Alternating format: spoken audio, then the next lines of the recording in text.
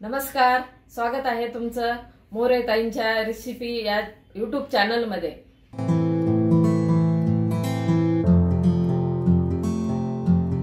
चला तर मग व्हिडिओमध्ये पुढे जाण्याआधी बेल आयकॉन दाबून चॅनलला सबस्क्राइब करा आणि सुरू करा मोरे ताईंसोबत आजची ही चवदार रेसिपी बनवायला। नमस्कार मंडळी, आता उन्हाळा सुरू आहे, प्रत्येक घरोघरी वाळवणीचे पदार्थ कोणते ना कोणते चालूच असते। आता त्यापैकी मी एक आपण साबुदाणा आणि बटाट्याच्या चकल्या करणार आहे, तर त्याचे आपण साहित्य पाहून घेऊ। तर चकल्यासाठी मी साबुदाणा रात्रीच भिजत घातला होता। जर तुम्हाला रात्री भिजत घालायचा तर सकाळी करायचा, नाही तर तुम्हाला जर 5 किंवा 6 तास घातला तरी पण चालतो। तर मी हा साबुदाणा अर्धा किलो घेतलेला आहे आणि अर्धा किलो ना असं वाटीनं मी माप बघितलं ना, ही वाटी घेतलेली ना, ह्या वाटीनं 3 वाट्या साबुदाणा भिजत घातला आणि पाणी पण आपण ना एकदम जास्त टाकलेलं आहे, एकदम असा भिजलेला आहे। तर हे ना आपल्या 3 वाटी, तर मी काय केलंय 6 वाटी याला पाणी टाकलेलं आहे। तर एकदम असा चांगला भिजून घ्यायचा आहे। तर भिजला पण खूप छान। आता साबुदाणा पाहून घेतला आपण। आता बटाटे घेतलेत, हे 1 किलो बटाटे मी उकडून घेतलेले, साल्ट काढून घेतलंय।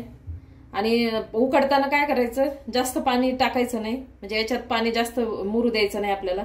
कमी पाण्यात पण बटाटे छान उकडून निघते। तर हे असे छान उकडून घेतलेले आहेत। आपण याला आता खिसून घेणार आहे आणि त्याच्यासाठी मीठ घेतलं आणि लाल तिखट 2 चमचे मीठ, 2 चमचे लाल तिखट।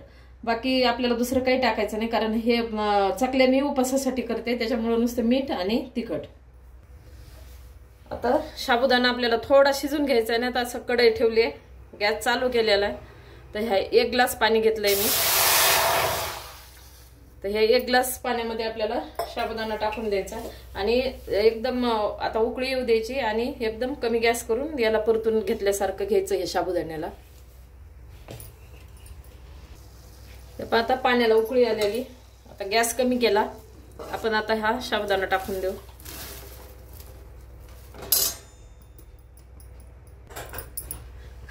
आता कमी गॅसवर आपल्याला याला शिजून घ्यायचंय। म्हणजे शिजणं म्हणजे कशासाठी, आपण ना चकली करतो ना, आता बटाटे आपले उकडलेले आहेत आणि साबुदाणा थोडासा असा शिजून घेतला ना तर खुसखुशीत चकल्या होत्यात। तळल्यावर कधी कधी काय होतंय, असं कडकपणा येतो, तर तो याला येत नाही आपण असं थोडं शिजून घेतलं तर। आता आपण याच्यामध्येच मीठ टाकणार आहे, तिखट पण टाकणार। तिखट तुमच्या अंदाजाने टाका, म्हणजे किती कमी किंवा जास्त लागत तसं। आता आपण याला चांगलं मिक्स करून घ्यायचं आणि झाकण ठेवून बी थोडं शिजलं ना तरी पण 2-3 मिनिटाला आपल्याला हलवत राहायचं। म्हणजे साबुदाणा ना याच्यामध्ये झाकण ठेवल्यावर असा फुलतो आणि फुललेला साबुदाण्याची चकली ना मग एकदम खुसखुशीत होते छान। तुम्हाला हिरवी मिरची टाकायची असेल तर हिरवी मिरची पण टाकू शकता, छान लागते त्यांना पण।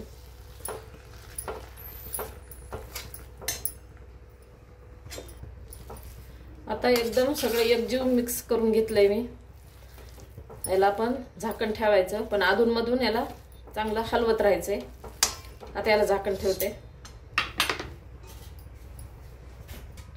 आता आपण ते साबुदाणा आपला वाफलेच तर बटाटे आपण खिसून घेऊ। अशी छोटीच खिसणी घेतली, तुम्ही मोठी पण घेऊ शकता। आता यानं खिसून घेते। खिसण्यानं काय होतं, एकदम एकजीव होतं ना, त्याच्यामुळे असं खिसूनच घ्यावं, छान एकदम व्यवस्थित पडतंय। छोट्या यानं पण मला हेच आवडतंय, मस्त बारीक होतंय यानं, एकदम छोटी खिसणी आहे ना, छान बारीक होतंय।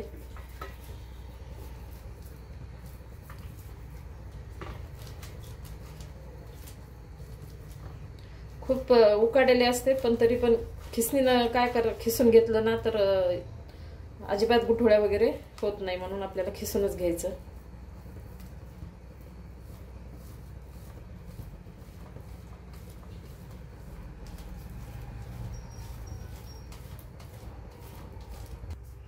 हे बटाटे आता खिसून घेतले मी आणि आपल्या ह्याला साबुदाण्याला पण असं छान वाफ आलेली आणि 2-3 वेळा आपल्याला याला हलवावं लागतंय एकदा झाकण ठेवल्यावर। आता हे साबुदाणा मी ह्याच्यात टाकून घेते.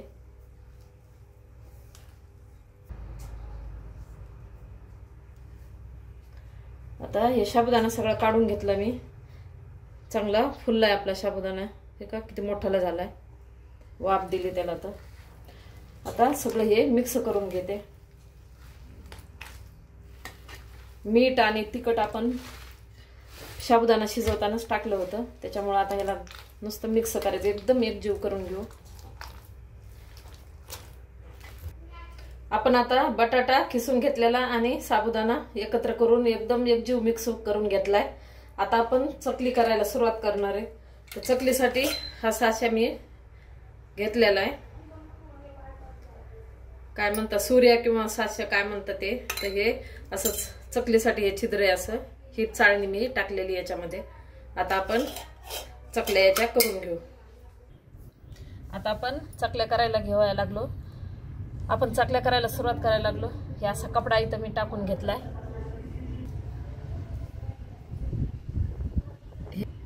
आता आपण चकल्या करायला सुरुवात करणार आहे. मी इथं काय केले, असा कपडा टाकून घेतलाय चकल्यासाठी. आणि आता हा सूर्या घेतलाय.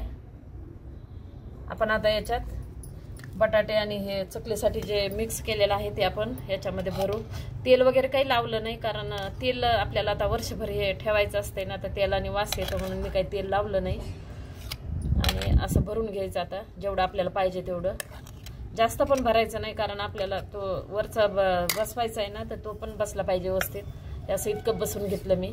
असं थोडंसं आतमध्ये गेलं पाहिजे. आता आपण चकली करून घेऊ.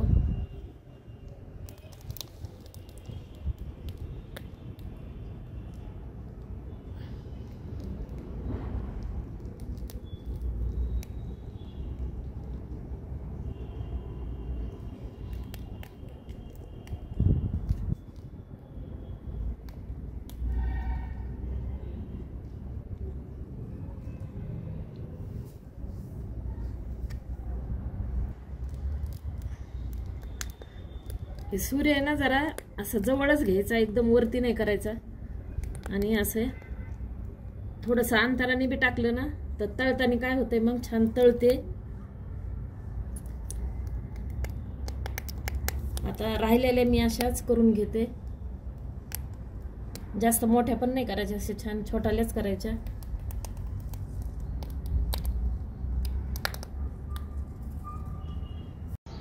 आपल्या चकल्या आता तयार झालेल्या आहेत. आपण आता वाळून घेऊ.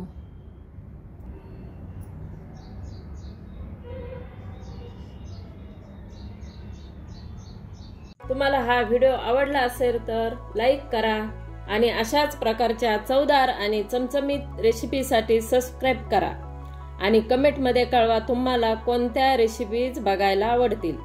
पुन्हा भेटूया एका नवीन रेसिपीसह एका नवीन व्हिडिओमध्ये. धन्यवाद.